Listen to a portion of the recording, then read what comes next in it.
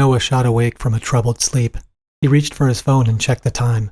His eyes swelled with shock. He jumped out of bed and grabbed his bag as he ran to the motel room window. He peeled back the blinds in a panic and looked outside. Silent darkness steeped under a waxing gibbous moon. He scanned the parking lot, its lack of activity beginning to slow his pulse when a hulking shadow emerged into the streetlight. Noah locked on it, his heart nearly stopping. Jesus, he forgot how big the thing was, but he didn't have time to stare in awe at it. He needed to go. Now. He snatched up his keys, charged for the door, and ripped it open. He stared across the parking lot at the encroaching form. It was closer now and steadily marching forward, making a beeline for Noah. He glimpsed its shape and placed it at about 7 feet tall.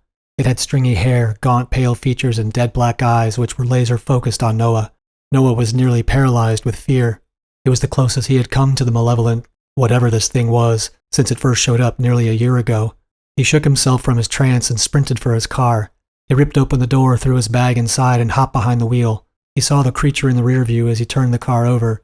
It was close enough now that he couldn't see its entire shape in the mirror. His heart throttling, he threw the car in gear, backed up, and peeled out of the parking lot. He watched the monstrous figure recede in the rear view, but it still stomped determinedly toward him, even up until it was barely a recognizable speck. Noah exhaled. That was a close one. Too close. He wrapped his hands around the wheel and settled back as his breathing resumed a normal cadence. He had gotten complacent and let his guard down. Running had become routine, a requisite part of life that he'd let slip into a lackadaisical autopilot, but he couldn't do that. Not with this. He needed to stay extra frosty when it came to that thing, because if he didn't, he wouldn't like the result, and that much he could be sure of. But what was it? Where was it from, and why had it targeted Noah? It had first appeared just over 11 months ago, right after his close friend Taryn had died in a car accident. Noah walked away unscathed from that incident, and it wasn't lost on him that he may have manifested the creature as a sort of physical representation of his trauma. It would certainly explain why no one else saw it. What was it trying to do? What did it want? Noah had never been brave enough to find out. All he knew was that the thing was relentless. It never stopped. Ever. Which meant that Noah couldn't stay in one place for long because somehow, inexplicably, the thing always knew where he was. And that was the most disconcerting part. He had to remain constantly on the move or otherwise find out firsthand what a face-to-face meeting would entail. The only thing he had come to realize and rely on was that it appeared to travel at a consistent, unwavering speed. That revelation, something he had finally put together after several months of evading it, helped him plot where he would go next. But until today, it had been a considerable amount of time since he'd seen the figure. But this morning was a wake-up call. He needed to re-engage and sharpen his evasive skills. If only he knew for how long. He slowed down and peered through the windshield at a barrier that had been erected across the road. A detour sign had been set up directing drivers to take a smaller road that ascended into the mountains. It was still early morning, so there was no traffic. Noah took the turn and started up the mountain. Daylight was just starting to edge the horizon. Noah rolled his window down and breathed the moist, fresh air. He felt so at ease he'd almost forgotten about the near miss from earlier this morning, but he hadn't forgotten about his vow for renewed vigilance. While he was thinking about it, he set the alarm on his watch to approximate the figure's location and assumed rate of speed. He straightened and set his mind to putting some distance between himself and it. But fate had different plans. The right front tire suddenly blew out, causing Noah to lose control and veer into a shallow ditch.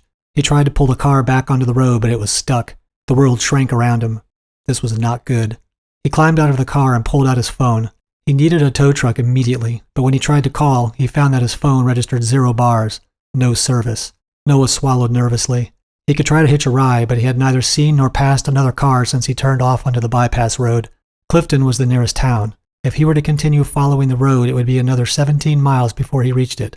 He knew cars would pass by eventually, but even when they did, would they stop? Noah couldn't just sit and wait for someone to drive by, not with that thing already on its way.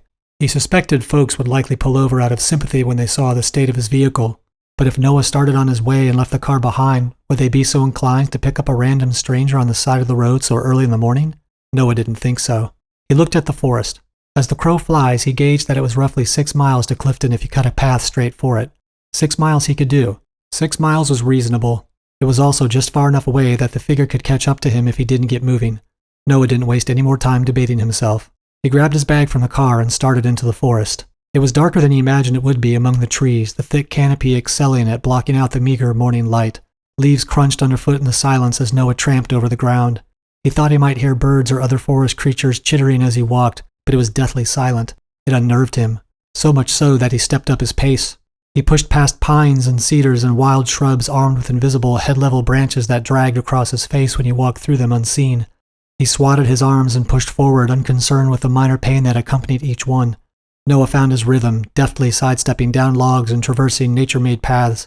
At this rate, he felt he could make it to Clifton in under 2 hours. A confident smile broke on his lips, but it was ripped away when his foot slid across a mossy stone and sent him tumbling. He cartwheeled down a slope he didn't know was there, his body crashing on rocks and jagged timber. A searing pain rocketed to his knee, and then he was airborne for a clutch of seconds before he slammed into the ground. Noah groggily pushed himself up and tried to stand, but the lance that he imagined was through his knee sent him back to the earth in a hurry. He instinctively grabbed his leg above the patella and forced himself to look at it. It was bent at an unnatural angle, and Noah knew in an instant that he would be unable to walk on it. His vision flashed white before returning to normal. The searing pain aside, this clearly complicated things. He would never be able to maintain the same pace as before. He had a choice to make in how to proceed, but not knowing what geographic obstacles he might encounter if he pressed on with a gimpy leg made his decision for him. He needed to head back, take his chances with flagging down a vehicle when one eventually passed by. It wasn't optimal, and certainly not the course of action he preferred to take, but trying to hobble over uneven terrain for several miles would only increase his chances of having a run-in with that thing. But this time, he wouldn't be able to outrun it. Setting his mind to his plan, Noah gritted his teeth and pushed himself to his feet. The pain was indescribable. He could put no weight on his injured leg, which meant that climbing back up the hill he had fallen down would be an exercise in pain management. But he had to do what needed to be done. He faced the direction from where he had fallen, but was met with a sheer face of dirt and rock 10 feet high. There was no way he could climb out from there. He would have to exit in the opposite direction, then circle around to start heading back toward the road. But when he turned, he was met with a similar wall of stone and earth. Noah's heart began to race. He turned to the right and staggered forward, but stopped after several steps when he encountered more of the same impediment, which was higher here at nearly 15 feet. Blood rushed in his ears, panic beginning to surge through him. He spun around and limped toward the only place he hadn't yet investigated. He didn't need to walk far. Rock, soil, and exposed roots had created a wall directly in front of him. He was in a hole. Noah became lightheaded. He swallowed dryly as the reality of his situation burrowed into his brain. He turned 360 degrees, re-examining the oblong hole for any place that he might have overlooked that would allow him passage out. But there was none. Pure terror overcame him. He threw himself onto the nearest rock face and pulled himself up. But when he tried to push higher using his injured leg, the pain was so immediate and piercing he involuntarily let go of his hold and slammed to the ground. He tried again, desperately clawing at the rough stone. He attempted to alternate between handholds and his one good foot, but he simply wasn't strong enough to support his own weight for so long in such tenuous grips. He fell back into the hole, defeated. Noah continued to try to climb out on and off for the next several hours, but he could never manage to scale any section of the wall he attempted. His limbs shook from fatigue, and his fingers and palms bled from multiple cuts he had endured from any number of sharp surfaces. He sat in the dirt and watched the treetops sway in a gentle breeze, and as they stilled and the sound of creaking wood settled, a different noise overtook them. Leaves crunched and twigs snapped in the distance and grew louder as something large trudged with purpose through the forest toward him. Noah knew what it was. Knew his days of running had come to an unceremonious end. As if to punctuate this truth, the alarm he had set on his watch chimed, and when the silhouette of a towering, nightmare-inducing figure emerged at the top of the rise and strode directly toward him, Noah could only lie back in the dirt and mud of the irregularly shaped hole that would soon become his grave. God, he was so tired.